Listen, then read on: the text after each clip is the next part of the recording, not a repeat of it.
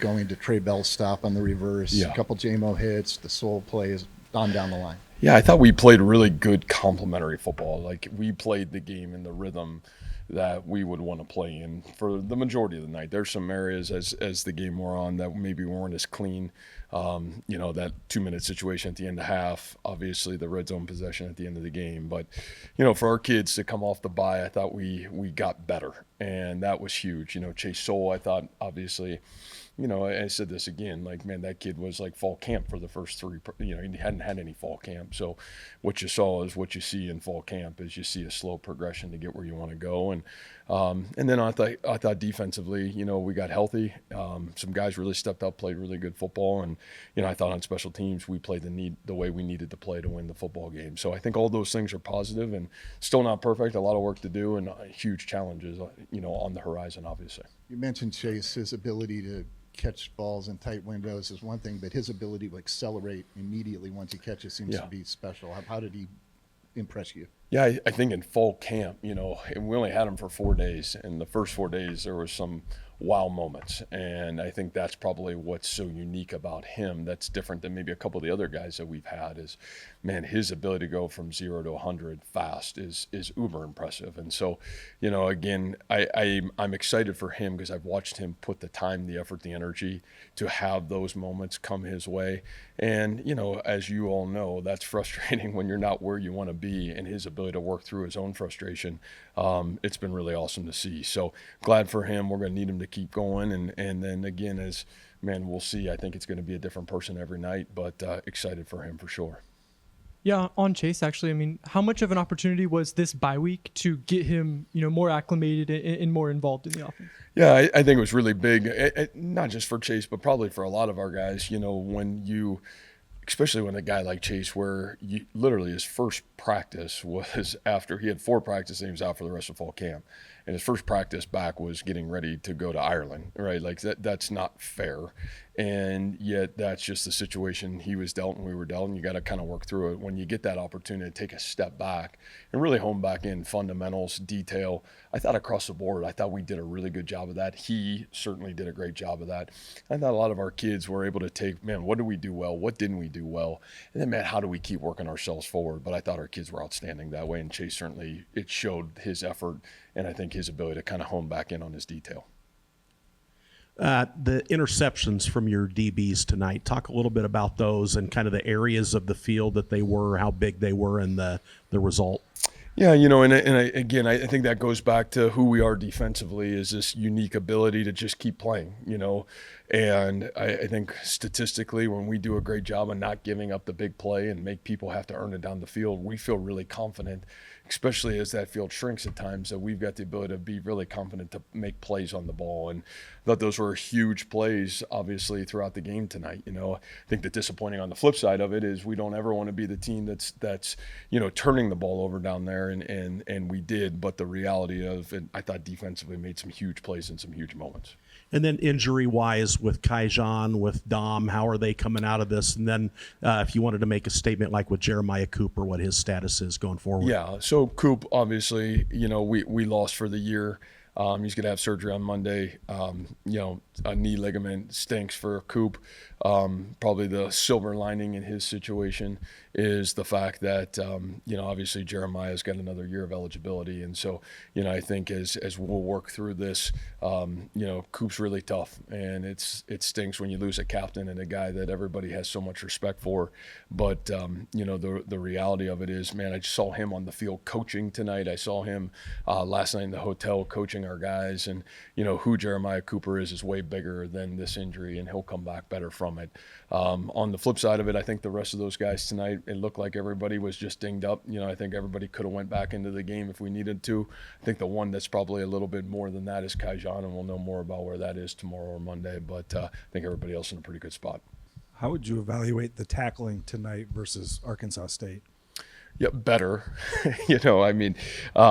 We weren't gassed and it wasn't 117 degrees and on the road, so I just thought, I thought, again, fundamentally, we were a better football team tonight than where we were 2 weeks ago. And so, again, that's not an excuse. It's a reality, I think. And the honest ability is we had to get back to work on our detail.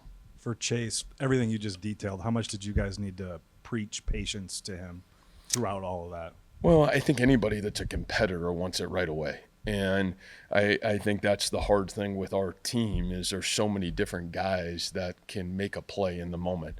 And that's tough. It's tough when you have one football on offense and everybody else has got the ability to be a great playmaker too. So, that's where I'm really proud of. I never heard one complaint, one man pointing the finger.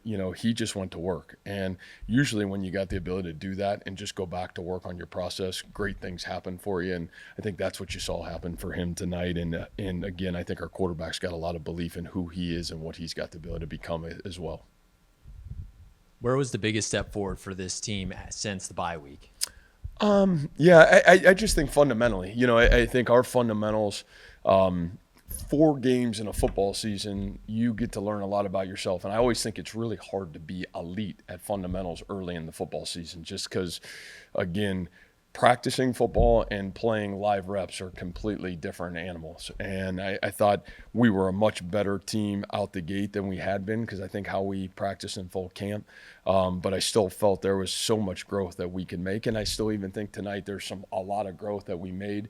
The great teams in college football, the teams that don't ride the wave of inconsistency, they've got the ability to come back to work, look at the videotape, and they got the ability to demand to get better. And we're going to have to do that. This football team goes on the road to 2 huge road games here coming up, which is going to be a great challenge for us. And, you got to win championship football games on the road if you want to be a team that's got the ability to compete for one of those. And you guys only outgained it by 39 yards, but you go out and beat it by 25. What goes into that? Yeah, I think we made some explosive plays in the moment. I thought we were, early in the game, our field position was really positive, and that's a great credit to great defense. And, I thought, for 3.5 quarters, we did a great job finishing those drives with good field position. Why the decision to go for 2 after the first touchdown, and what did Chase Smith give you? Yeah. Well, I wanted to settle Chase down. So that was my number one is I told him, I said, man, I'm going to give you a chance to breathe here through this a little bit. We're going to try to go for 2. And then honestly, I thought he did a great job. As I told you guys, the one nice thing for him is he's had live reps.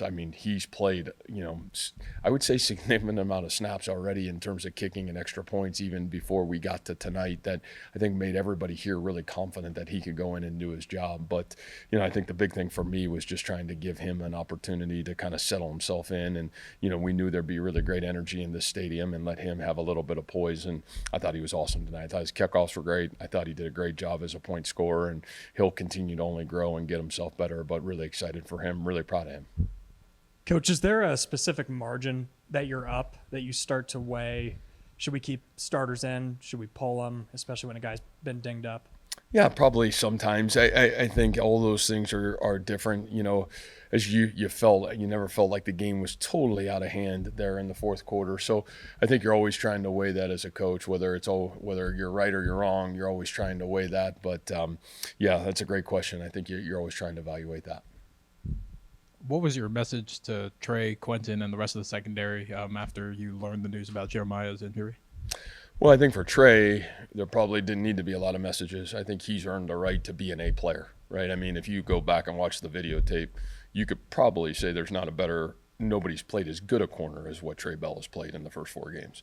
So I think for Trey, you just say, you keep doing what you're doing. I think in terms of Quentin, man, he played about 30 snaps last week against Arkansas State, and he played pretty good. And he's earned the right to get on the field. And, again, your role is going to expand now, and you've got to be ready to step up in the moment. And, here's a young man that's, meant the world to our football team and how he's played and how he's prepared. Now it's your job to pick up that slack and be ready to help our football team be its best. So I thought he did a really good job tonight. I thought he played great last week at Arkansas State, and I think he's ready for the moment for sure.